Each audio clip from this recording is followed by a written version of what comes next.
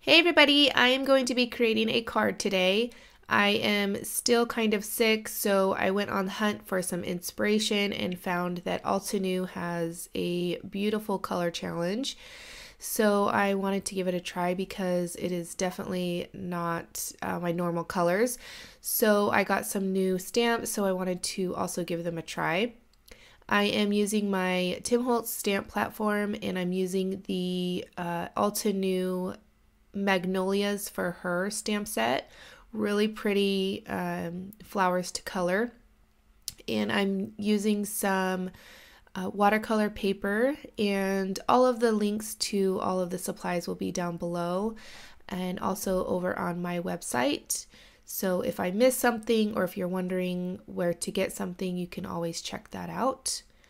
All right, I used some VersaMark ink to stamp it twice, and then I'm using some superfine gold embossing powder.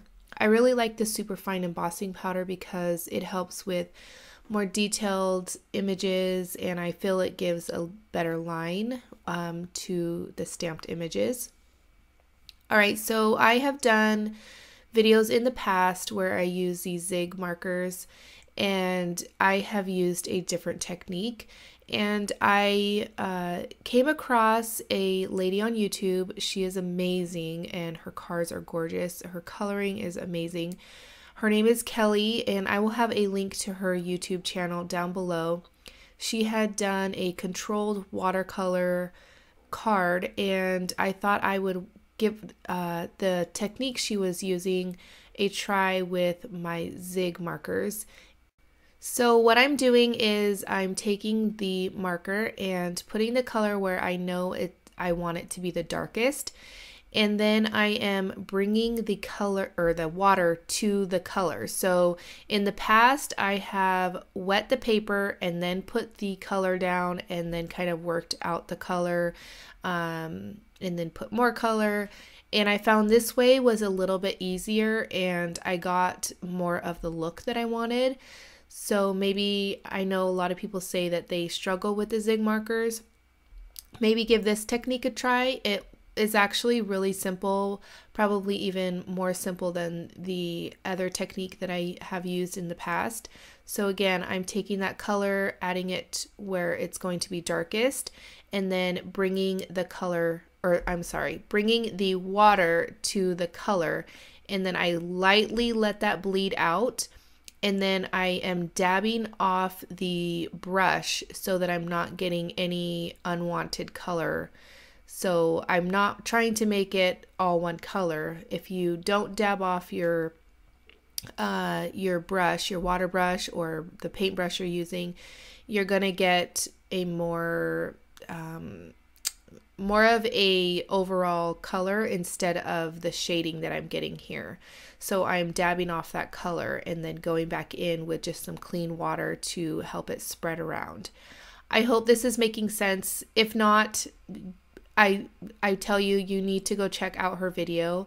Her coloring is amazing. So if you want to probably get a little bit better explanation, because I'm not, I say this all the time, I'm not a watercolorist, or I'm not, I don't draw with watercolors or anything like that. I just enjoy the process, and it's super relaxing for me. And I find that using embossing powder, whether it's white, black, clear, whatever, it helps me stay in the lines so I can have that really nice image. I have tried to do just, black ink, and it's very hard for me. So it helps me control the color, and then I can get a really nice image. All right, with all my rambling, I forgot to say what color I'm using, and it is light brown. It is really orange to me, like really yellow. It has a lot of yellow and orange in it, so that's why I chose to use it. I'm not sure if maybe it's a defect marker or what, but I don't know, when I blended it out, it just got really yellow and orange, and it fit perfectly for the color scheme for the challenge. So that's what I'm using. So I'm just going to continue to color, and I will be back shortly.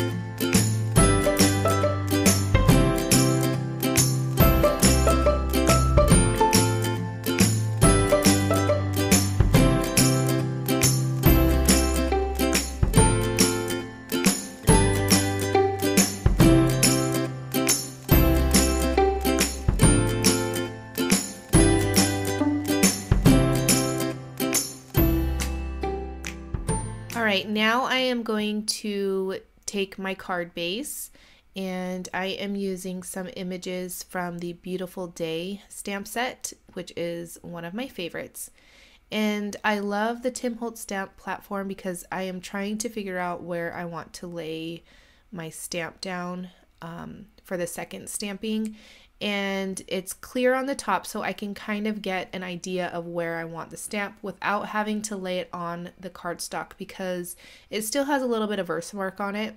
So I didn't want any embossing powder to stick to where possibly I didn't want the stamp, if that makes sense. So the VersaMark would have transferred onto the cardstock and created unwanted areas of embossing powder. So I like that I can see through, and then it helps me kind of position where I want my stamps. And I use the same gold embossing powder, just heating that so it melts. And I'm just taking, again, some more little stamps here and there because I want it to be like an arrangement of flowers. And I did take some of the little, like the Magnolia buds that are in the Magnolias for her stamp set, and I colored those with the color purple. And I am doing the same with these little sprigs that are going to be kind of peeking out from the main focus, the Magnolias. I wanted the card to just kind of flow really nicely, so I wanted to add a little bit of color to the card base. Although I didn't want it to be overwhelming, like an overwhelming color, I just wanted a little bit of that purplish pink color that is in the color challenge, because I really like this orange yellow combination. So I just wanted a little bit of that other color to come through. So I am just splattering on or flicking on some of the colors that I've used, which is the purple and the light brown. I love adding little splatters here and there. I just feel it adds a lot of texture to the projects. And I'm adding some almost black color just because I'm going to be stamping my sentiment in black. I also decided that I wanted to use a black card base instead of the white, so I'll be trimming this down just a tad bit and then placing it on top of some black cardstock. So I wanted everything to tie in together, so that's why I'm adding the darker splatters of color. So now I am just arranging them how I like them. I wanted them to pop up from the page, so I'm just using some kids foam sheets that I get on either Amazon or Walmart. You can get them basically anywhere. They're really cheap, so I really like using them because I can add the adhesive that I want, and then I could cut them down to size, however, whatever I need. And I'm just kind of playing around with the little arrangement there, and then I like that. So now I'm going to stamp my sentiment. All right, so I should have stopped here because I feel at this point it is finished, but I decided to add even more splatters, which I feel I shouldn't have because I added black splatters to the flowers and I regret it, but I still love the card. It took me, a while to color the flowers, and it's still really pretty colors and everything. So I didn't completely ruin it, but in the end, I wish I wouldn't have added those black splatters to the flowers. All right, next I am going to add some white splatters with the Distress Stain Picket Fence. And then I'm going to layer that on some black cardstock, and I roughed up the edges with my Prima Distress tool. Alright, so that's going to complete my card for today. I hope you guys enjoyed it, and be sure to check out Kelly and her YouTube channel. And if you have any questions, leave them down below. If you liked this video, be sure to give it a thumbs up. Be sure to subscribe to my channel, and I will catch you guys later. Bye!